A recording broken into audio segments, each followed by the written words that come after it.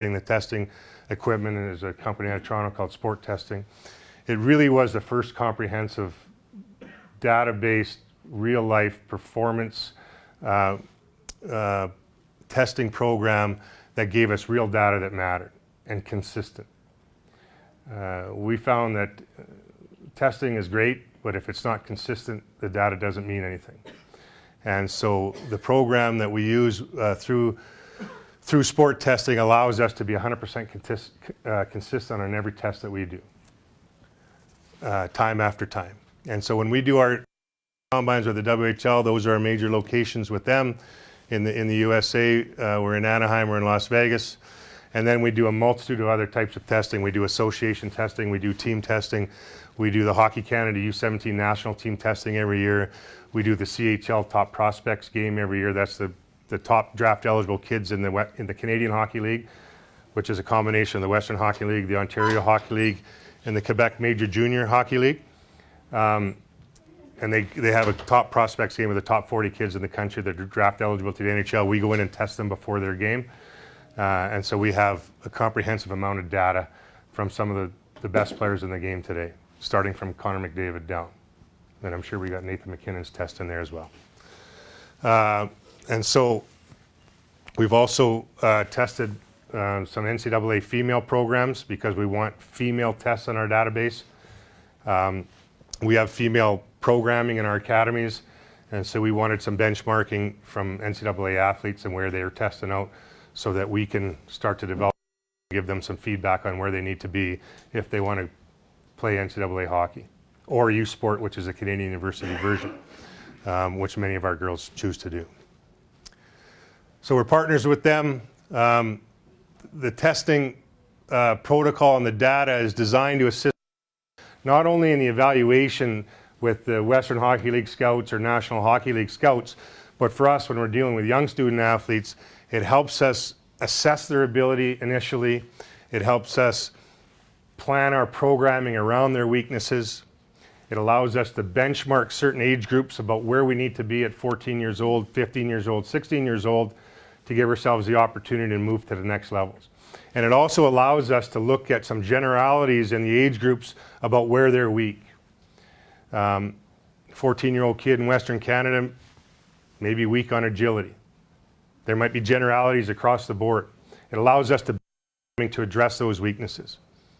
So we're not just going out there running skills practices without knowing what areas of the game that we need to focus on with them. These tests and our analytics and our data have proven that they directly relate to performance.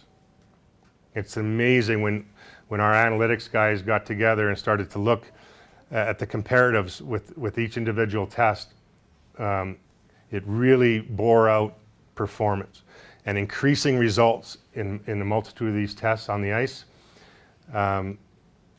directly affects enhanced performance. And it also proved to us how much work we have to do off the ice to gain just this much on the ice. It's an amazing percentage of growth that you need to have off the ice and strength and speed and mobility to raise your game 5 or 10% on the ice. And so our off-ice programming gets to be dictated by what kinds of things that we need to improve on the ice. It ties in all of our off-ice training, so it goes hand in hand with our on-ice stuff.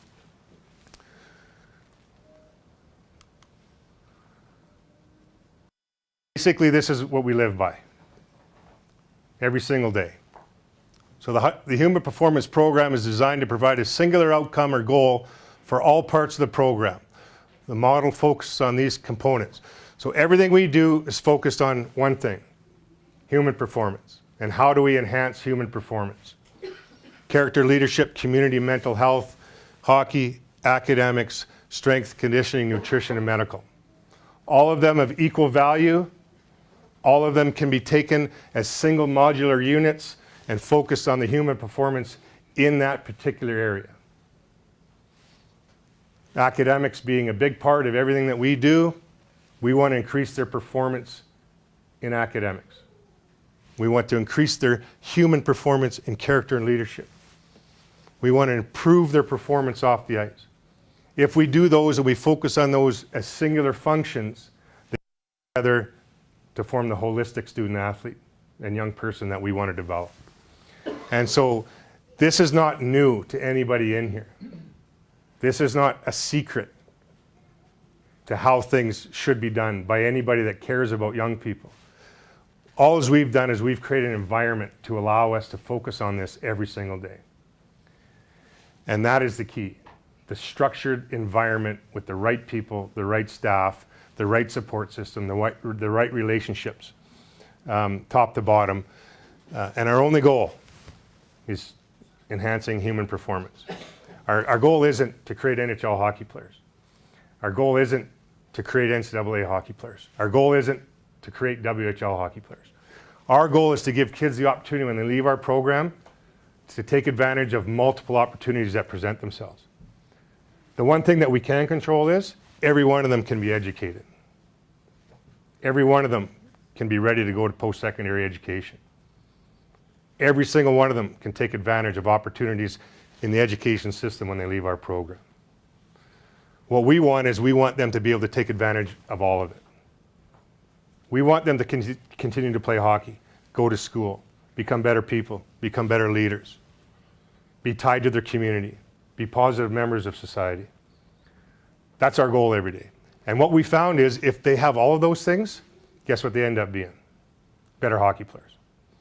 We were sitting this morning, I was talking with Brooke, and I said, we've had a lot of great kids through our program. We've got kids in the National Hockey League, we've got a multitude of kids across the NCAA, Western Hockey League, Olympics, all that stuff. They all have one thing in common. They all possess every one of those attributes.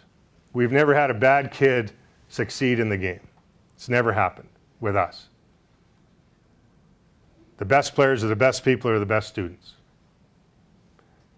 And that's a fact. And we live that every day, and it's not always easy convincing parents of that, but over time they understand. That's the way it works. And we will never ever sacrifice this for any reason. This is built into the fabric and the integrity of our philosophy and our value system as a company. We will never sacrifice any of this for any other successes, because that's short-term, short-sighted thought process.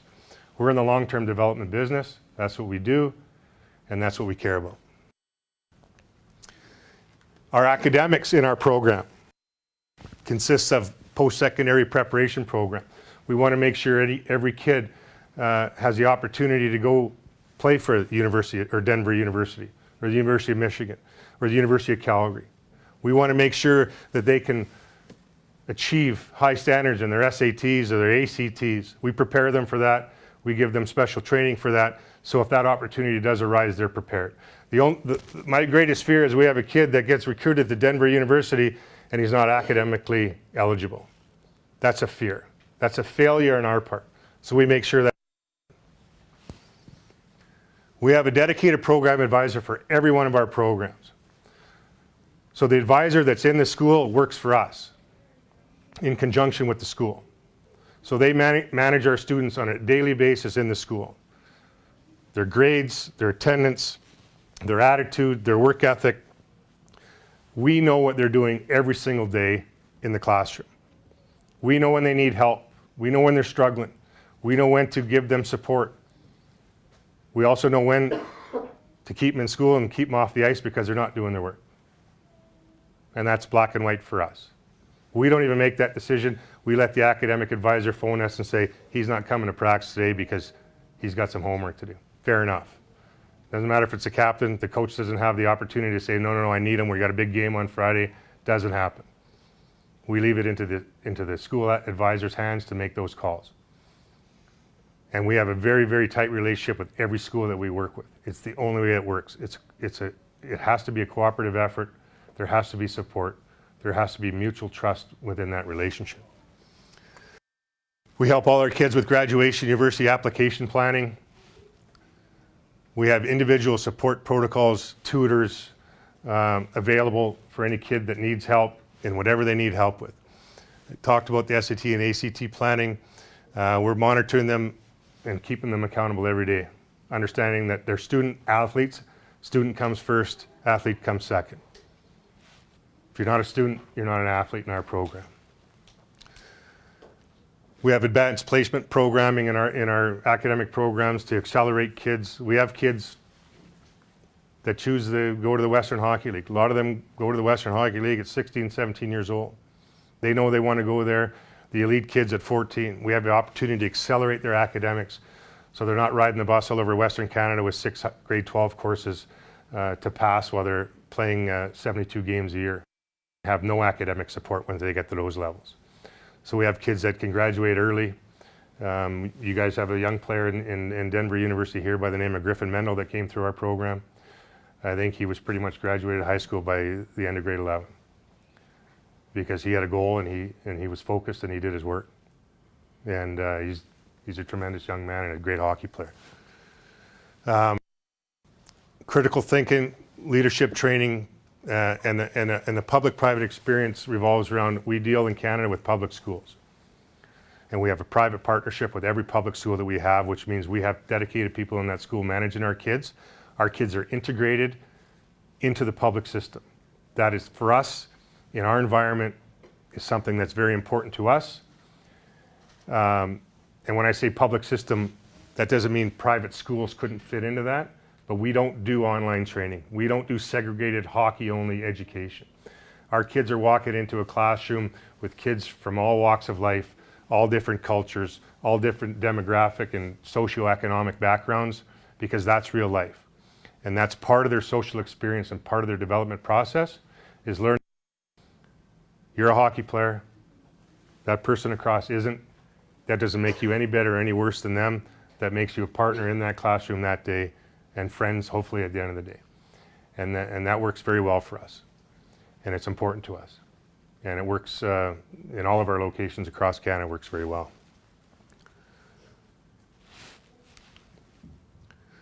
The hockey stuff. For the coaches and stuff, I want to give you guys an idea of how we think about the development of hockey. And I've broken it down into basically four separate areas that we focus on. And when we talk about the first area, it's purely physical competencies. Skating, strength, mobility, athleticism, puck handling skills, shooting skills. Those are purely physical processes. No thinking involved in that. There's no understanding involved in that. Just pure physical ability. And how do we teach that? Well, first and foremost, you need clear fundamental instruction. When I mean clear, it means we have to be extremely clear about what it is we expect and the right way to do things. Then we have to have repetition, correction, positive feedback, and the measurable data to see if there's improvement. Okay, next one, mental competencies. Now, I put these 5 in, everyone may have their own idea of where things fit, but for me, courage, compete level, emotional control, focus, and preparation are all mental processes that we need to have a strong foundation with if we're going to move through the levels of the game and experience at the highest level we possibly can as an individual. How do we manage that? Well, first of all, self-evaluation and personal identification. For you coaches, I'm sure understand trying to get a young player to really understand and own who they are as a hockey player, not who they wish they were or not who mom, but who they actually are, what their actual abilities dictate who they are, where their strengths are. Identification of who you are, creating value for yourself in that, and being proud of that. Not everyone's going to score 50 goals. But it doesn't mean you're any less valuable if you're the guy blocking shots and kicking pucks out over the blue line on the penalty kill. You create value for yourself by taking pride in what you do best and doing it consistently. And so for young people, the first step we have is identifying with them who they are, where they're going to be at their strongest, and then we can go about trying to add layers into that. But they need a foundation of who they are. And they need to be able to look in the mirror and say, okay, I'm not Patrick Kane. I'm not going to be Patrick Kane. But that's okay, because I'm valuable with what I do. And that's truly an empowering moment for a kid to feel that he's valuable regardless if he's scoring goals or not scoring goals, or stopping pucks or learning how to stop pucks. Peer group messaging and feedback, we do a lot of this. We evaluate one another in a real structured setting, so kids can learn from each other. And when they start to learn that they're valued by their teammate, that they may not even realize that that teammate values for whatever it is. Maybe it's because you're positive on the bench every day. I value you because you're positive. I value you because you care about us. I value you because you text me and tell me the bus is leaving in 5 minutes. Whatever it is, the feedback that kids give one another is extremely powerful to them. And we got to recognize that. And so if we can control how that messaging is shared between peers, these kids flourish through that process. Creating self-value within each individual, as I talked about, positive messaging and feedback, which is now in today's game, in today's day and age, more important than it's ever been. Gone are the days that we just scared kids into playing harder. We've learned that through what we've seen here in the National Hockey League over the last little bit. There's a correction going on. We've always believed in positive feedback. That doesn't mean there's not accountabilities or expectations, but there always has to be some positive messaging to reaffirm that what you're doing is valuable. The value system stuff is, goes to the core of what we believe in. No different value system than any one of you have. Be a good person, be a good teammate, say please and thank you, work as hard as you can, don't be afraid to fail. If you fail, take accountability. If you fail and you take accountability, that means when you succeed, you get to own your success. If you own your failures, you've earned the right to own your own success. And when you own your own success as a hockey player and as a young person, and it's not dad or it's not my centerman, it was me, I did that, I earned that, that's empowering to no end. But you can't do that unless you own your own failures. And you're going to, in this game, fail more than you're going to succeed. But every success wipes out about 10 failures. That one good day makes up for the last 7 bad ones. And so we really want kids to feel good about taking responsibility for their process, good or bad or ugly. And then leadership by example, and that comes from our staff and our coaches and our trainers and everybody that we put around our kids every single day are turned on to be role models. If they're not turned on every single day and every moment that they spend with our kids, with us. Because every kid wants to please that coach. And that coach better be someone that shows them the right way, not the selfish way, but the right way. And so we're very lucky that we have tremendous staff that work with us in all of our locations, and that's really the most important thing. The people that you surround your kids with becomes their environment. Individual tactics, number 3. That's the puck management, passing puck, or I got puck management twice. I really think that's doubly important. Lateral play, now more than ever, agility, physical play, speed and tempo. So these are taking your physical competencies and using them to your advantage within competition as an individual tactic. Okay? So there's clearly defined expectations, creation of habits through consistent repetitive behaviors. Habits are big for us. The game is about good habits. All you coaches, I'm sure, say that all the time. We need good habits. We need good habits. It couldn't be more true. Habits are just making the right decision more times than not in every given situation. And then when we talk about each individual kid's tactical advantage, we first have to identify, like I said, their physical competencies to dictate what it is they can do. We can't teach them all to do, as I said, what Patrick Kane does or Sidney Crosby does as an individual tactical player. We can't teach everyone to skate like Nathan McKinnon. So we're going to have to use different tactics to gain success shift after shift. And then the team tactics, which is obviously systems, understanding, execution, puck support, special teams, communication within the group. And again, that's clear communication, how and why.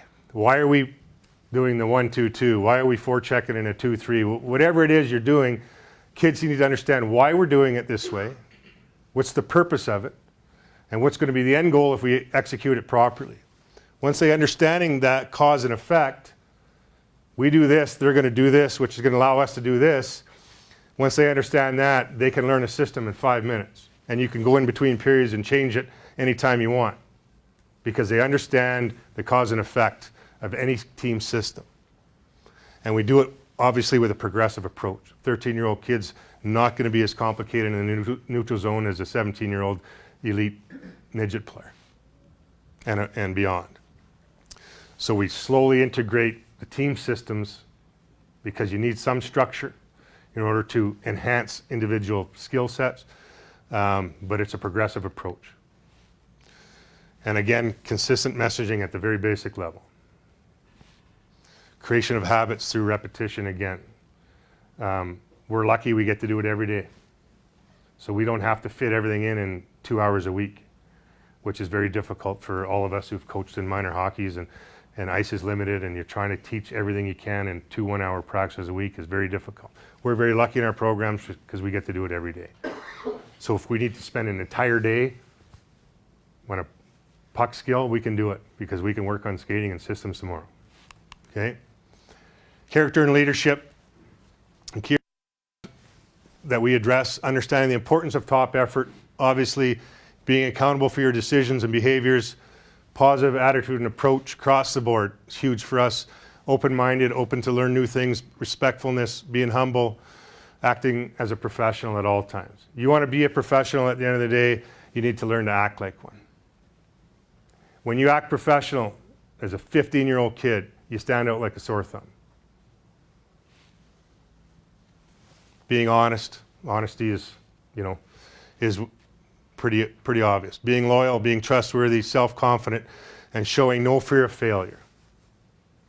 The only way we get better is to fail repeatedly and learn that's okay. Community mental health part of our program. We want them to understand their social responsibility within the larger environment that they're in. Taking pride in giving back to society. Something that we want to teach all of our kids in whatever small way they can. And as they grow into adults, they'll understand that and it'll be part of their daily lives.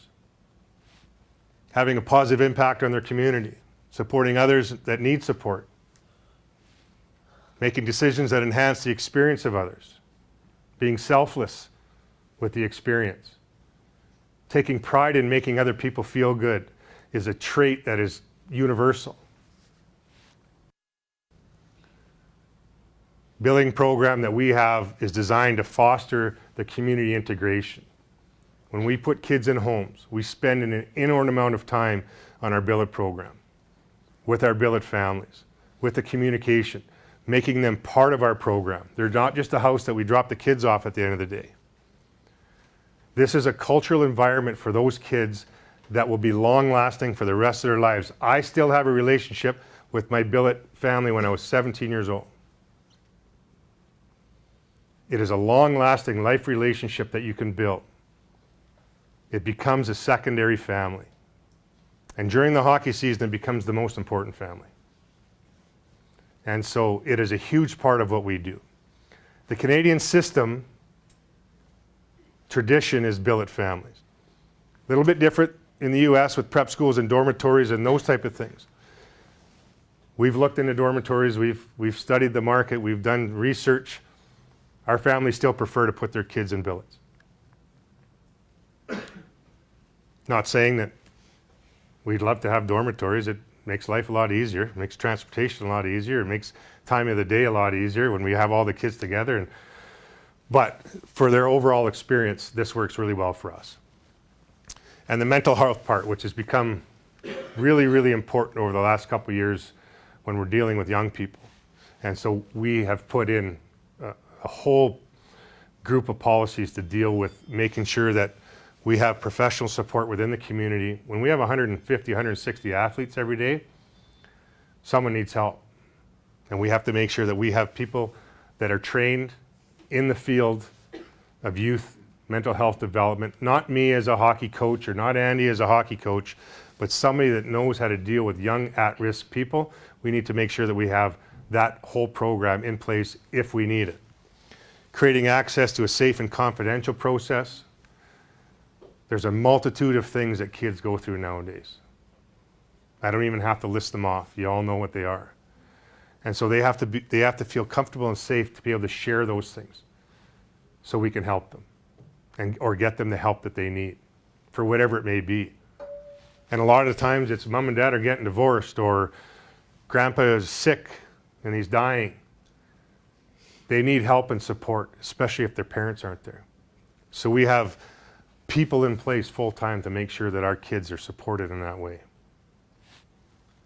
We train our staff across the board to identify any signs of mental health needs. Check in with your kids every day.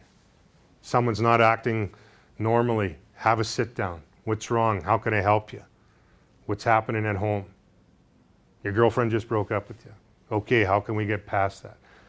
This is the kind of relationships that we have to build with our kids so they trust us, so we can help them. Okay? And of course, we create policies to provide the necessary care and support across the board. We have policy manuals this big that we create. Because it has to be that way. Performance training. So that's a strength, conditioning, nutrition, recovery.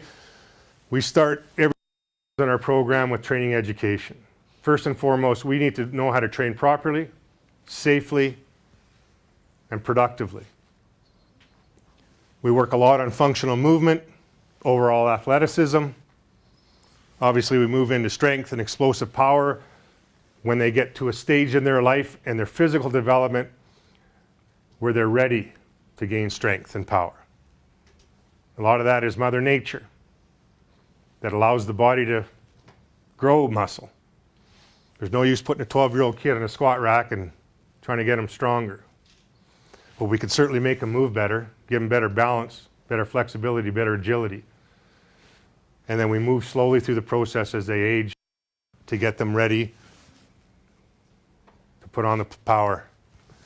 Flexibility, injury prevention is a big part of our training. We have full-time athletic therapists all day long in our facility working with our athletes with anything they need. We have a team doctor that's in our clinic, in our facility, twice a week looking after every need of every kid in our program.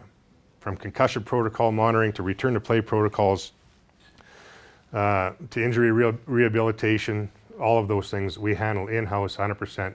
Physiotherapy, everything. We manage our kids. All the off-season programming that we provide for our kids when they go home in the summers. We do all their testing, their data analysis, the benchmarking tools, which gives them a clear indication of where they need to get to at a certain age level. We were talking to Brooke today about our comparative leaderboards. In our gym in Penticton, we have 3 big whiteboards. And on the whiteboards got every team, all 8 teams listed on it. And we have about 6 or 7 of the off-ice tests listed across the top. And there's 5 spots on every test on every team. The top 5 go on there. Top 5 kids in each test get their name on the board. And then we'll retest every 2-3 weeks. And 3 more kids will get on that board and bumped off the 2. And it creates this competitive nature, but it also recognizes accomplishments of kids. The more recognition of accomplishments that we can, the better they feel about themselves. Not only do we do that, we also have right next to that one, we have the academic leaderboard. So we have the exact same process with every team, and we have the top 5 academic achievers for every team listed front and center for every kid in the program to see every day.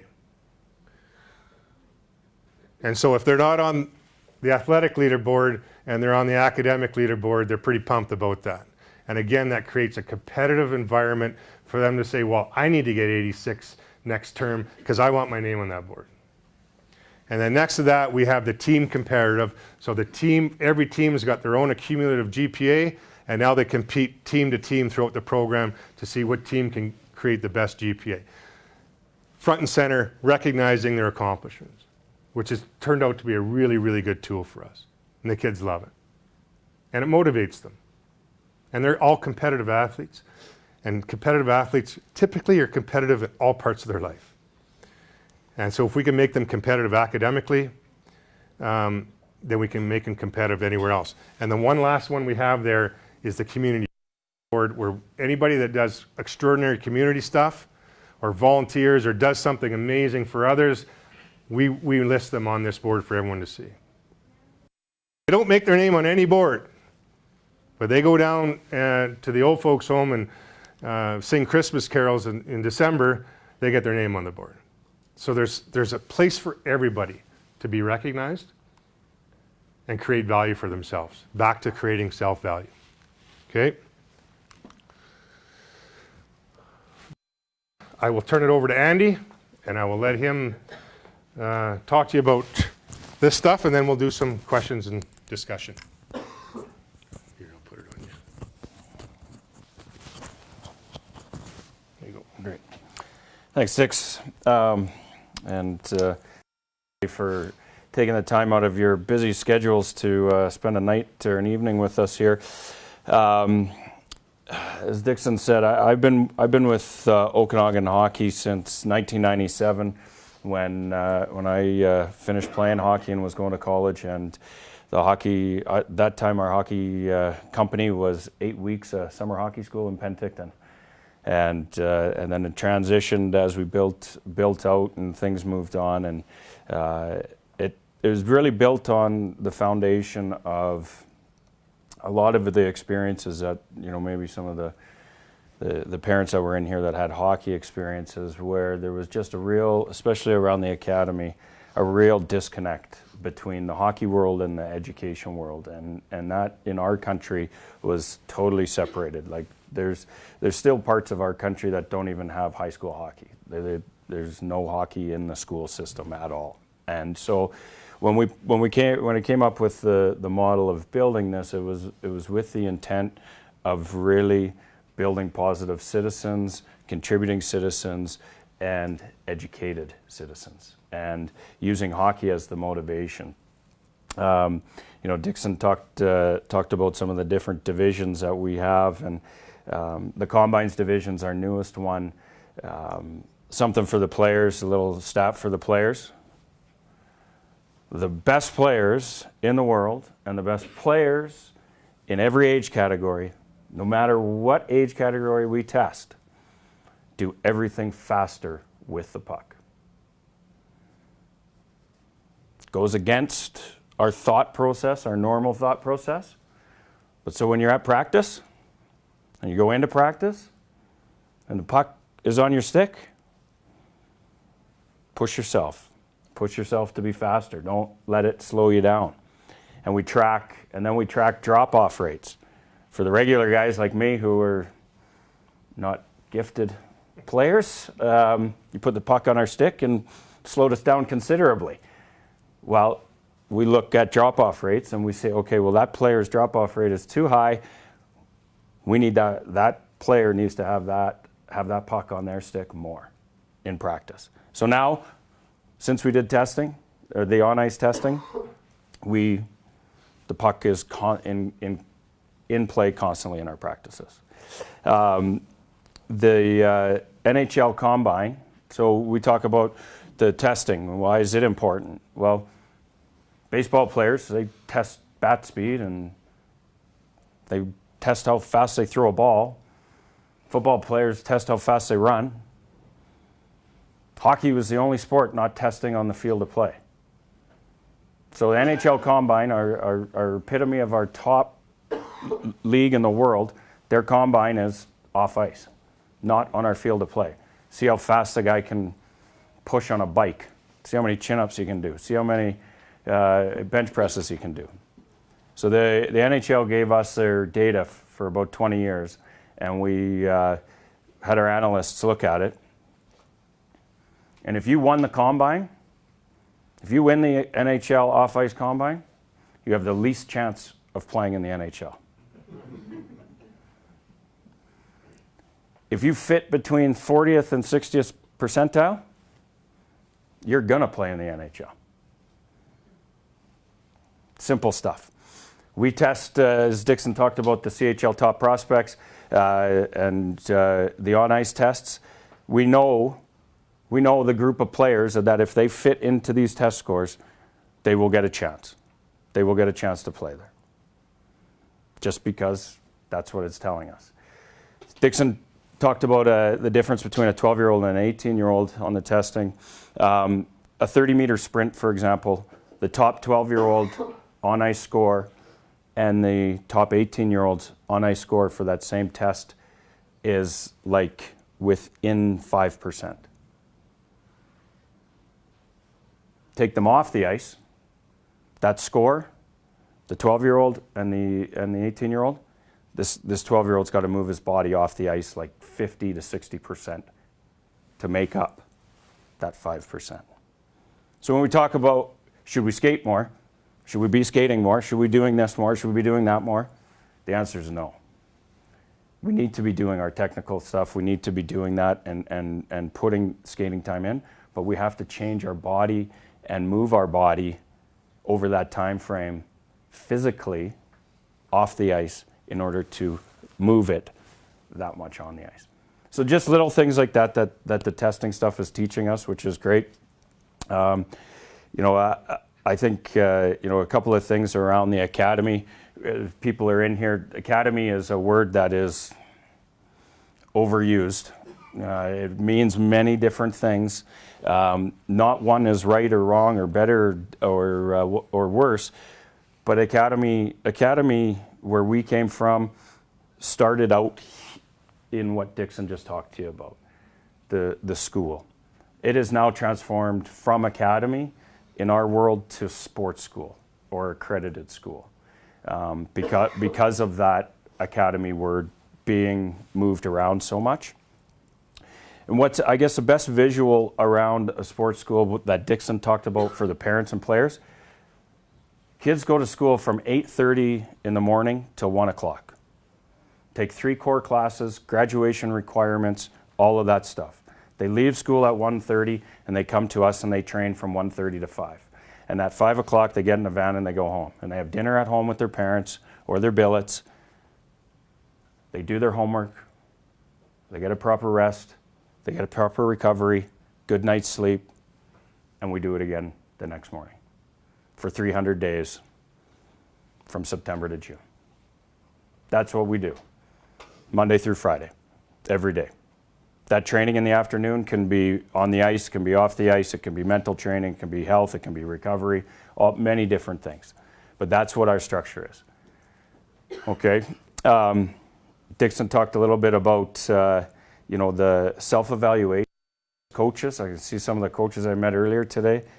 We have a program that we've instituted called Kinduct, and every player is put on this module. And basically, it's the player management tool for us. And basically, everything that they do with us is in there. Their fitness tests, their medical, their academics, anything that they do with us is in this program. And within that program is a self-evaluation. At the end of every game, they're expected to answer 20 questions. Those 20 questions go to the coach. Coach is expected to do evaluations. Dixon talks about identity. I maybe think I'm a goal scorer. I haven't scored a goal this year. A little bit of an identity crisis. It's going to come through. It comes through in my self-evaluation.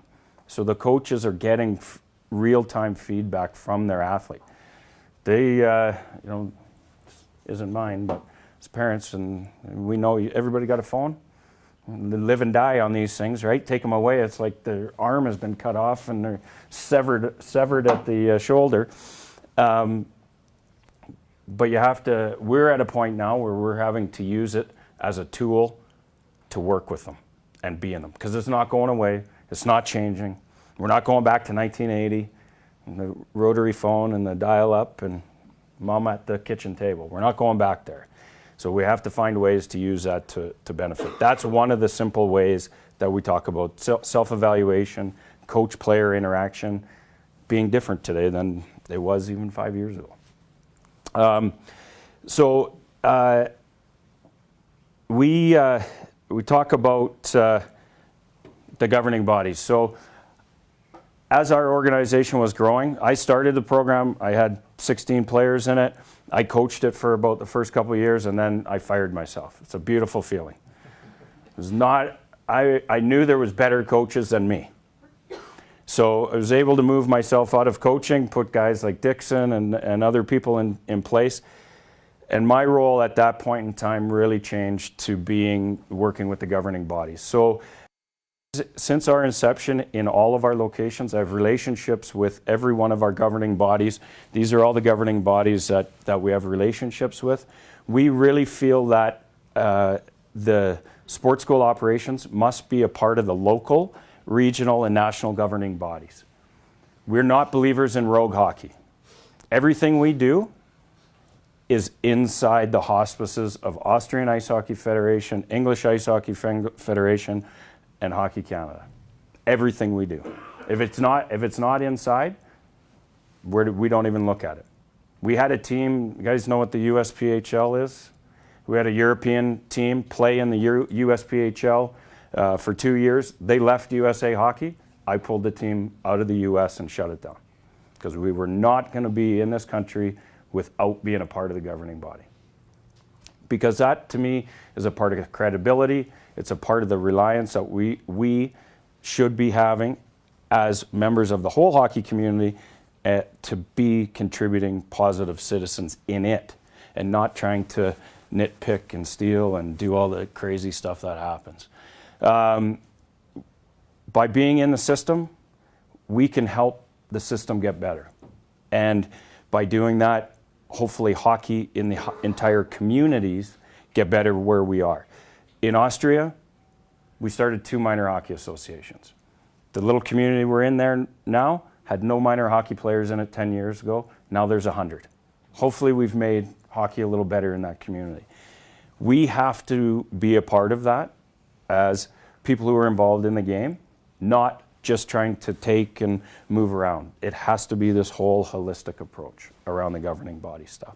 And for parents, I always think that should lend credibility for you, because if somebody is putting a logo stamp on that brand, there's some accountability there. There should be some accountability. We're rewriting Hockey Canada's rules policy.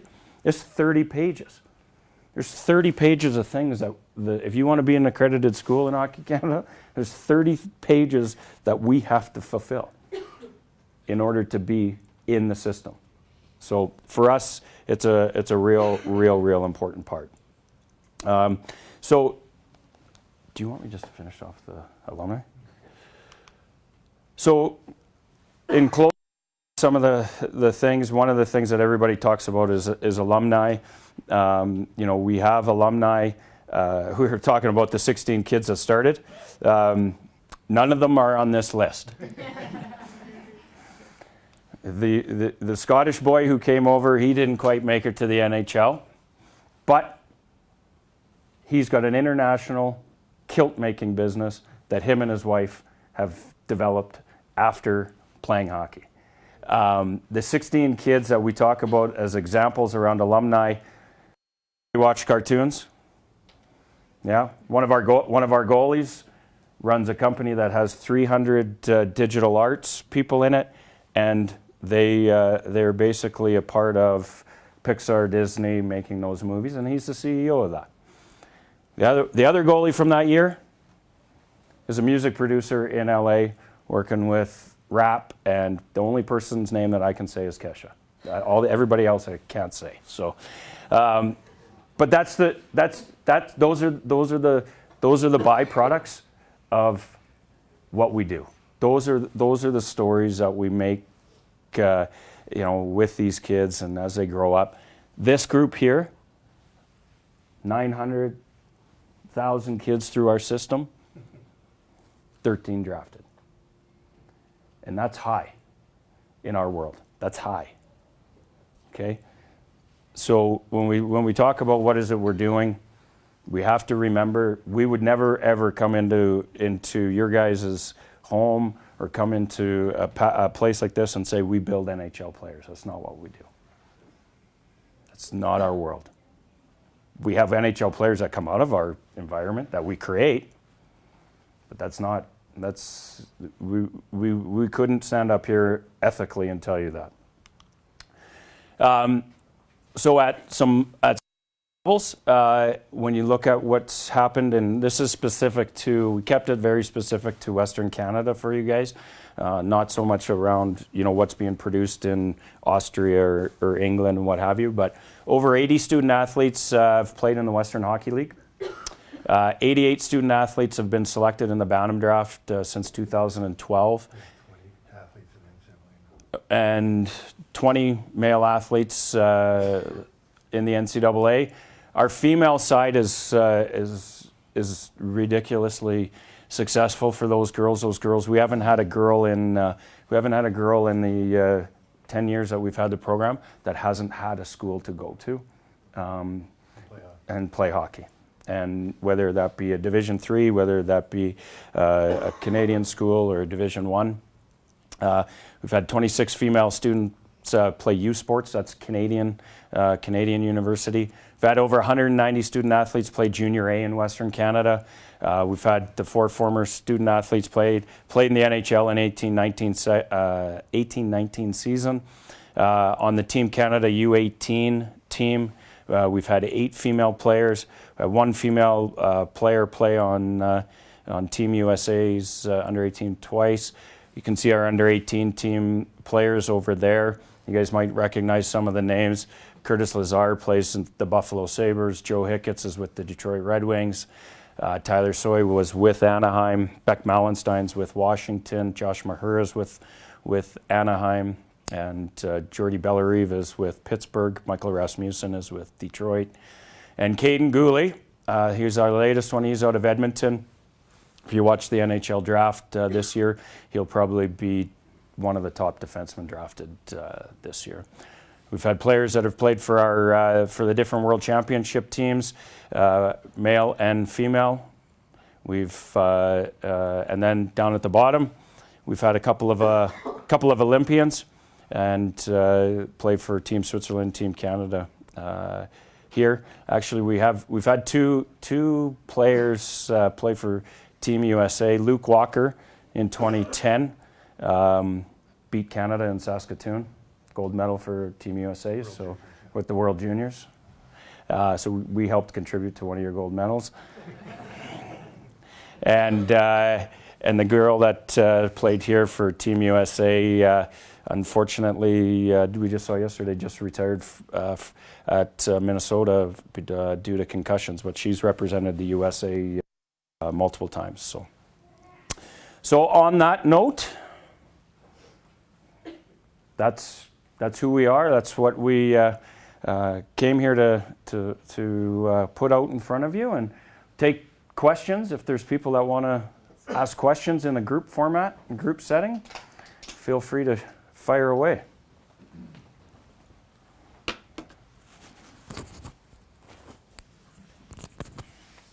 Yes? At what age did most of your students come to your program?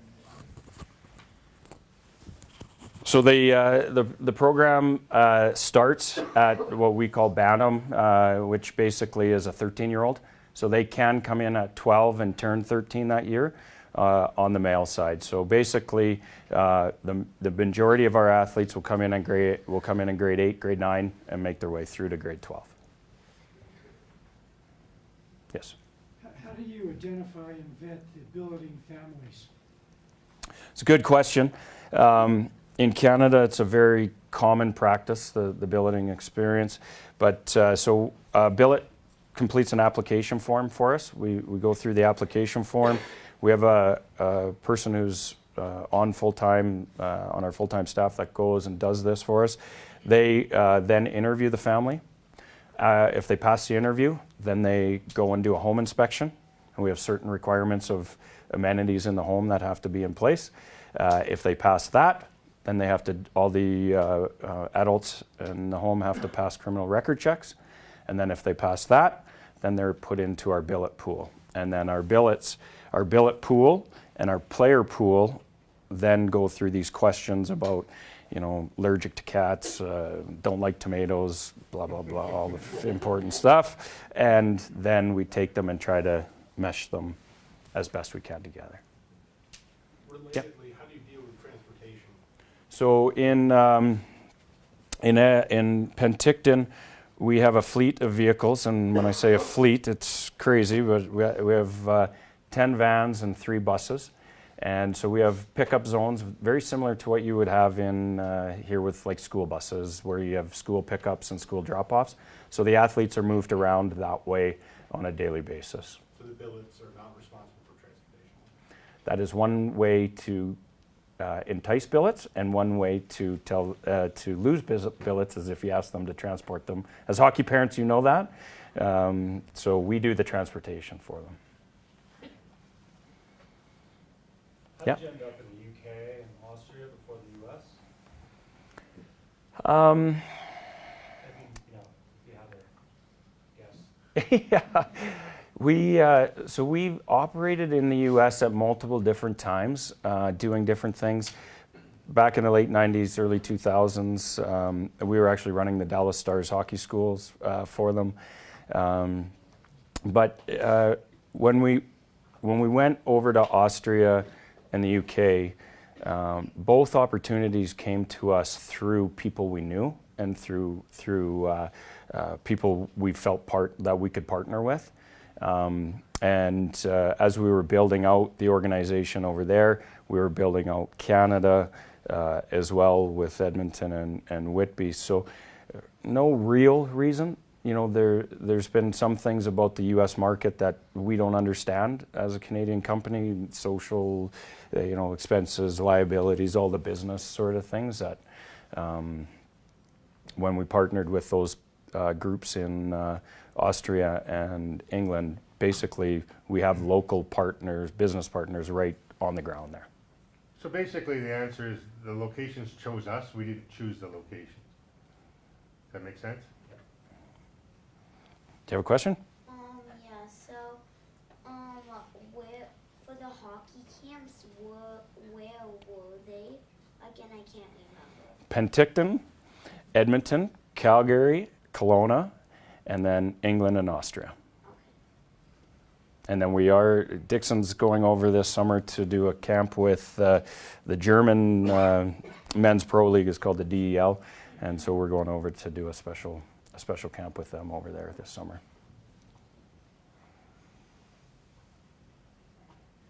Are there plans to come into the U.S. market again, or have you ruled it out? Yeah, no, we've done lots of market studies in different parts of the U.S. For sure. I think that's one of the reasons why we're here, just learning, getting an understanding of what's happening. Our organization has done lots of different stuff in different parts of the U.S. over time, but we haven't done a lot in Colorado, to be honest. So a lot for us is learning what the landscape is like, and what the parents and the players are looking for. That's for us what we're trying to figure out. Is that what determines your market? Is the parents, the players, like what helps you navigate what part of the United States you want to be in? A lot of it, when you look at it, is cost base, because there's a lot of parts of the U.S. where parents would like to have some programs like this, but the cost structure is just so high. And when you talk about, and you guys live it, when you talk about, ice costs, and you talk about travel costs, and to get meaningful competition and all those sorts of things, you have to weigh into the whole thing. You could come up with a great program, and then it's, $90,000, per kid. It's a pretty small group that's going to participate, right? So it's about trying to figure out all of that cost structure. Great to have Randy here too, because the other part is USA Hockey doesn't have like an accredited school designation in its membership right now, and that would be another factor for us, is that we always want to, as I mentioned, be a part of the governing body to make sure that there's credibility and there's meat behind it. So there's a few things in there that we have to look at. How long did it take you to set up this community? Like the community that you built? In Austria? Yeah. We've been there for 10 years. Yeah. So I saw the school times from 8:30 to 1:30, right? 8:30 to 1, yeah. Yep. Okay, so do the hockey replace the electives, or do you still have electives at the Yeah, go ahead. No, we don't replace, doesn't replace the electives. You basically have the opportunity to go on a few different streams depending on what your goals are as a student, what your capabilities are as a student. We have students that choose not to take electives because they want to get all their core stuff out of the way and graduate early or be in grade 12 and have one class left. We have kids that want to go to the regular stream, so they absolutely have time. There's only one block a day that they miss, which is typically a phys ed block. In Penticton, they've changed the entire school schedule to accommodate our kids. So all of the core classes are offered in the first 3 blocks. But if you want to take a photography class or an automotives class or a woodshop class or a foods class or a digital media class, all those are available for our kids as well. They can do all of those things equally as good. We just don't do phys ed, which we get credit for being in our program anyway in the afternoon. And we get weightlifting credits and we get community credits and we get extra study block credits. So our kids actually have more credits at the end of high school than the regular student does. And they don't have to miss any academics. And they don't have to do anything online, ever, unless they so choose to do something online in the summer if they want. But that's not part of what we do. Everything we do is in bricks and mortar and in the classroom. So it says that there were 4 former students who played in the NHL in 2018-19. Do you know who those players are? Sure do. So we had 18-19 was what? Last year? Yeah. Michael Rasmussen, he was a 9th overall pick to the Detroit Red Wings, so he played as a 19-year-old for the Red Wings. We had Josh Mahura, who started with the Anaheim Ducks. Joe Hicketts played for the Detroit Red Wings. And who am I missing? Curtis Lazar. And Curtis was a first-round draft choice by Ottawa, got moved to Calgary for the Flames, and then signed this summer with the Buffalo Sabres, and he's currently with the Sabres right now. And Beck Melenstein, this season we're in, played his first 3 games for the Washington Capitals, and he plays in Hershey, but he got his first taste of the NHL this year, which was super exciting for him and his family, and maybe one of the best. Well, if you look at that list, they're all the best human beings you've ever had. They all have that in common. All entirely different hockey players, but such awesome kids. Joe Hicketts, Curtis Lazar, these guys were captain of our World Junior team. Quality human beings, high character. Combined GPA of about 98% up there with those kids. That's just goes hand in hand. And this name here, Micah, she's the captain of the Cornell female team. And we'll be in the Olympics. Yeah. Interesting story. We talk about the NHL, and when we started Edmonton, we had our tryouts, and we had this young little guy, 15 years old, come in and try out, and like, whoa, we're not sure that physically you're going to be able to handle it. And mom and dad came in, and mom's a former Olympian, and dad, is an athlete, and they got it. They just get it, and they said, we just want him to continue playing. It's his passion. We just want to keep him with his focus. I said, okay, well, we'll look at it again in August. And so we came back in August. We put him, he was the 20th player on our roster. 3 years later, he's the captain of our team in his grade 12 year. 3 years later after that, we just announced that, last week we just announced that he's going to Brown University. And just let the kid play. Like, just let him continue to go. And it's a great lesson about, we talk about it's not a sprint. This thing is a marathon. It's a long journey. Just let them continue to play and just let them continue to develop. If it's their passion, and they'll find their way. They'll find their way. It doesn't. Nobody at 13 or 14 are signing big league contracts or anything like that. Yeah. Can you talk about the maturation of the Canadian Sports Hockey League Sure. and what that's meant for your program, maybe being one of Yeah, so that program, we were one of the founders. It was our first year. We started with five schools, and sat with the other 4 schools, and we said if we're gonna survive, we have to come together. And so we came together. And that first year we had, I think we played 10 or 12 games. There was 5 teams, 100 players. We're now moving into somewhere close to our 10th year of operation. I'm the chair. Ever since that league has started, I've either been the chair, the vice chair, or the past chair. It's like this bad rotating cycle that I'm stuck in. And now we're 28 programs coast to coast from Nova Scotia to BC, and we'll have 1,800 athletes, male and female. And it's been really good for us because it's like-minded hockey. It's like-minded people at the table. We just had 2 days of meetings last week in Calgary, and it's about, education-based hockey is our slogan. Our mission is to be the leaders in education-based hockey in our country. And so when we sit down and we talk about schedules, or when we sit down and talk about hockey, we talk about it from a student perspective, where like we just passed a policy where our teams will now in league events only ever play 3 games on a weekend. And the reason we're doing that is we've tracked 2 really, really important things: injuries and time away from school. So we've over the last 2 years realized that whenever we play more than 3 games, a game a day at any age category, our injuries double. What happens when you're injured? School's missed. Oh, I'm concussed. Oh, I'm broken. I can't go to school, da-da-da-da-da. Plus, when they start to try to play more games on weekends, they're leaving earlier. They're getting home later. They're extending the time on the weekends. So those are examples of what we're trying to do, and it's more about quality than it is quantity. The league itself has 2 bantam age categories, 3 midget male categories, and 2 female midget categories.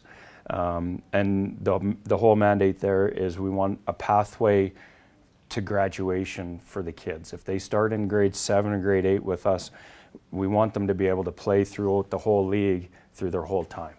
And whether they're the elite of the elite or in our what we call our varsity division, we want them to be able to get to graduation. And it's been hugely successful for us because the mainstream system did not embrace us. They didn't embrace that sort of. It was seen as competition for players and all that sort of stuff. So by doing it on the outside, we're all the whole league's registered with Hockey Canada and the member branches.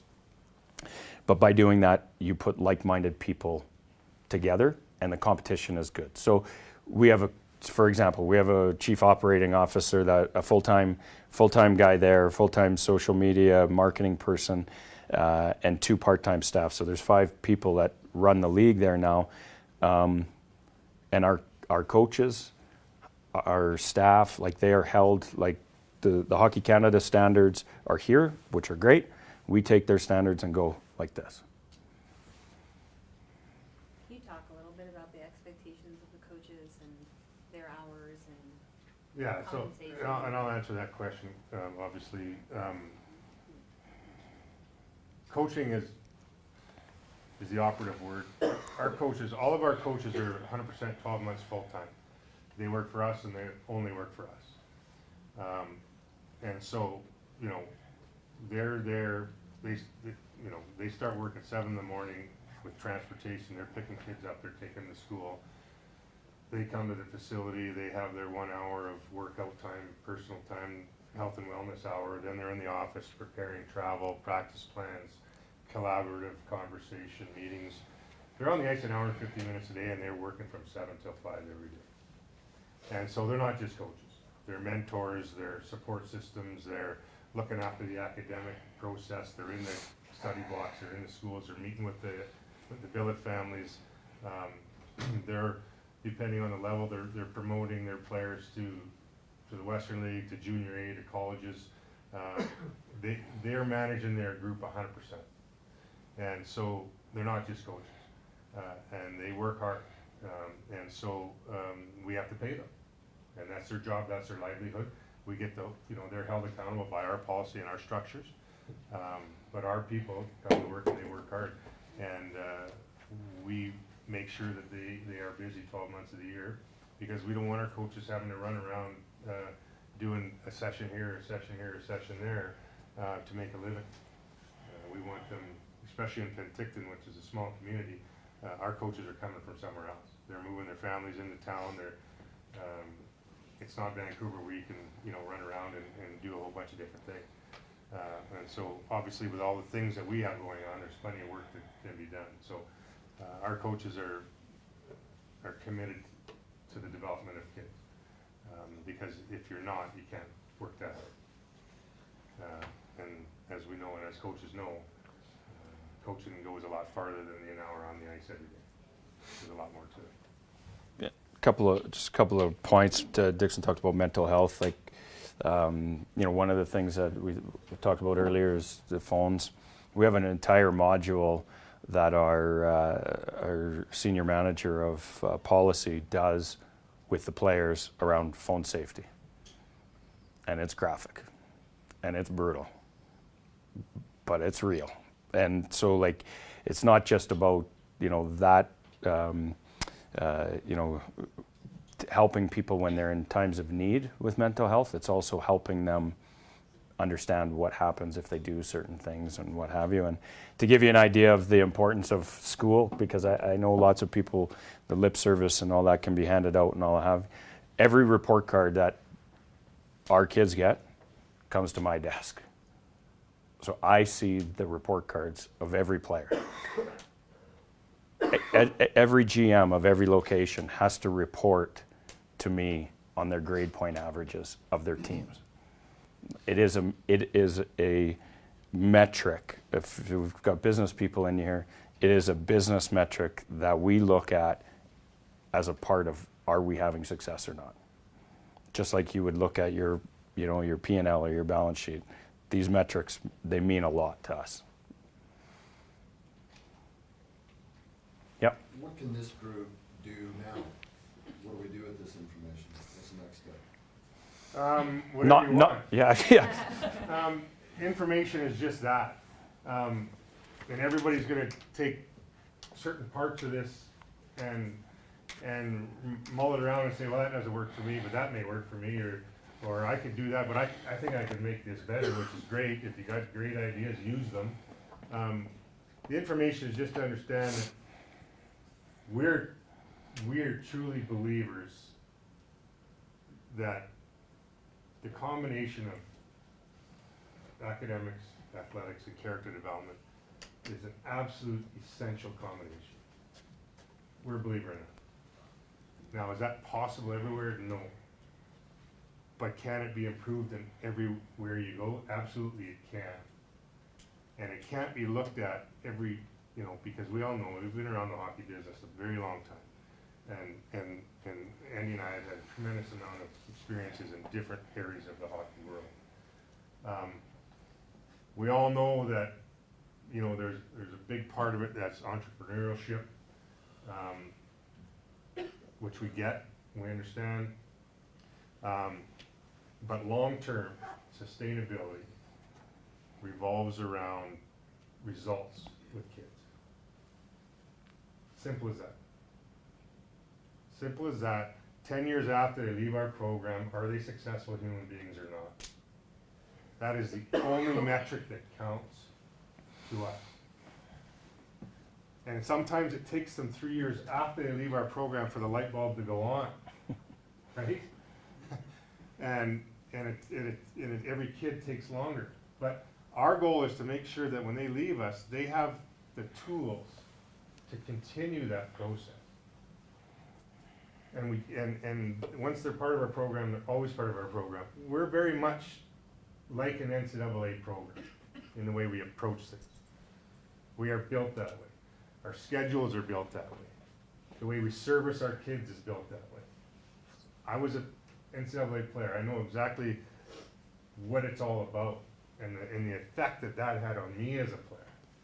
I know at 50 years old how much of an effect that had on me and my future, not only as a player, but as somebody that can be involved in business and be part of something like this, was directly related to the people and the program that I got to be a part of. So I know that firsthand. I also have a son that knows that firsthand.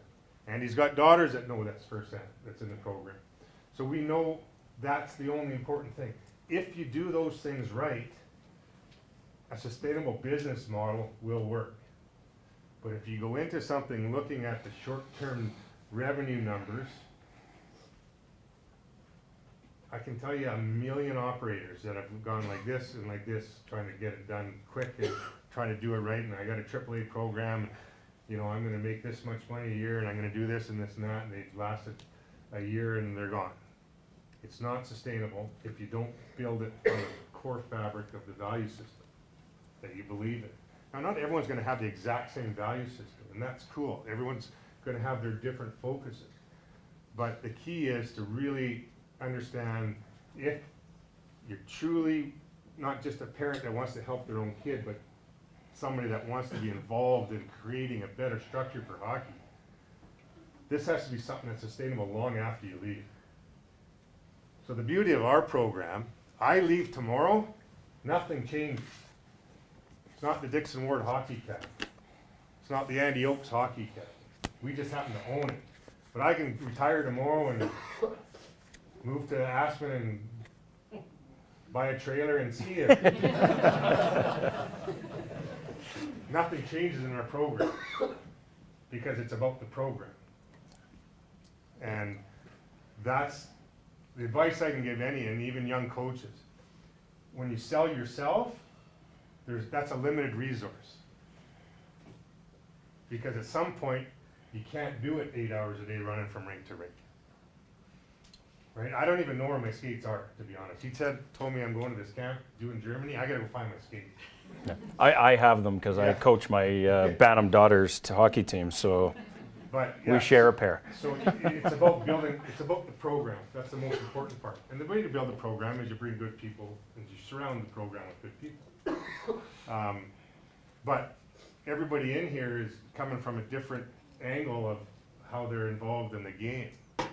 But there's something in here through our experience that can resonate with all of you. And we're more than happy to share the information. Like, we're very proud of what we've done, to be honest with you. We're extremely proud of what we've built and what we stand for. And like anything you're proud of, we like to talk about it. So if you really want to know why we're here, I like talking about our program. I think it's cool. And if I can get other people to think it's cool, that's good for Okanagan hockey. But if I can help somebody in their own little community that's trying to build things better, I'm more than happy to do that. Because at the end of the day, as a collaborative group of people in the world of hockey trying to make the game better is awesome. And the reason I think this way is because I have huge respect for the game. Everything I have in my entire life, I owe it to the game. The game owes me zero. Never owed me anything. I owe everything to hockey. So I have a really, really high respect for the game, and I like to see it done properly. And when I say done properly, kids having a really positive experience. That's proper. And not elitism, not this, that, or another thing. That'll take care of itself as they get older. But that's why we're here. Trying to share our love for it. Go ahead. So you're talking about the cost in America in certain areas here that would be so expensive, you don't know who would be on board. And I feel like for us, it's plane travel to find competitive games. And I guess I'm wondering, across the board in Canada, in the smaller communities, is plane travel or what kind of travel is involved to be able to find competitive teams? Like, you're in Nova Scotia, I would think that maybe would be harder to find competitive hockey there. So the thing about Canada, you know, is yes, it's geographically it's a very big country, but our population actually resides in very, very small portion of the country. So when we talk about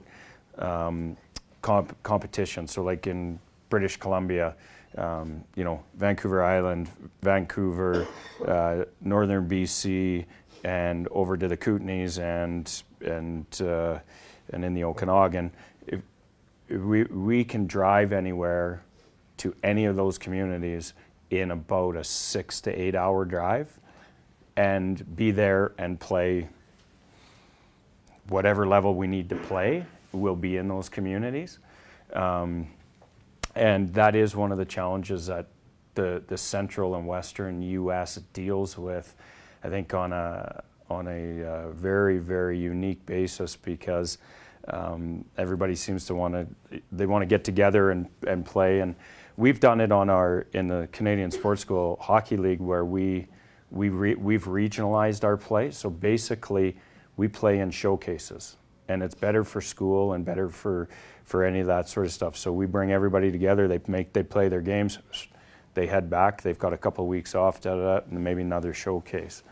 But we're fortunate that, you know, we're not flying Vancouver to Nova Scotia, because Nova Scotia, New Brunswick, Quebec, and Ontario, they can bus to each other and they can stay there and play each other. So we're not going back and forth across the whole country like you guys have to here at times.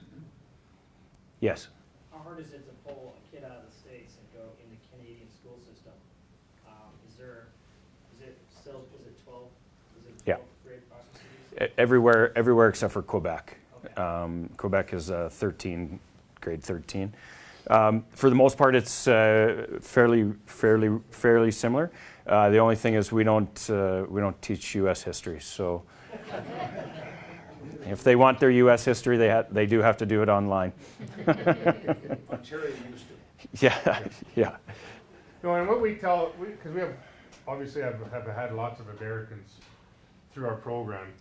Once they make the decision to come, they stay through graduation. Then there's no issue. The only issues that they have is if, oh, you want to come back to the U.S. for grade 12, you may not have a requirement that you need, depending on the state, those type of things. But as far as transitioning into Canada school, it's very seamless and very easy. But if you do that, then the plan would be to graduate unless you're going off to junior somewhere.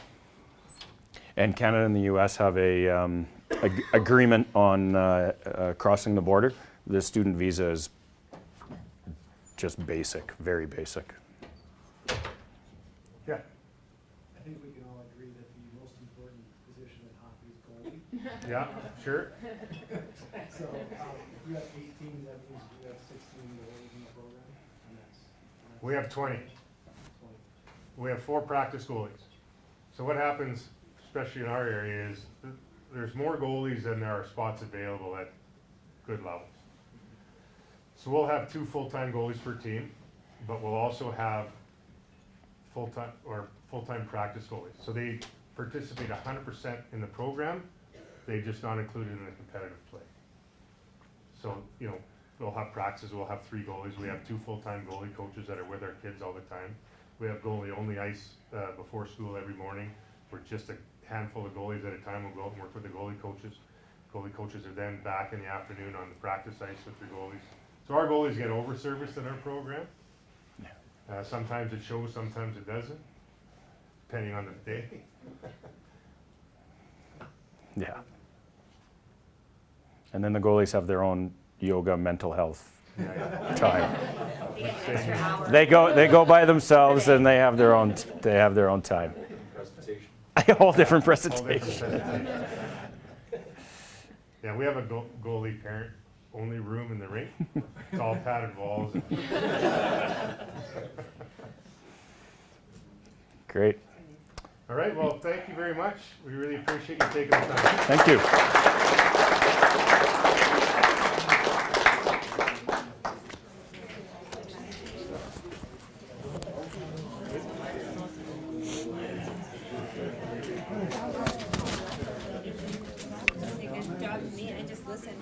Great job. Thank you very much, sir. It's very cool. Thank you. Unbelievable, right? I don't know how to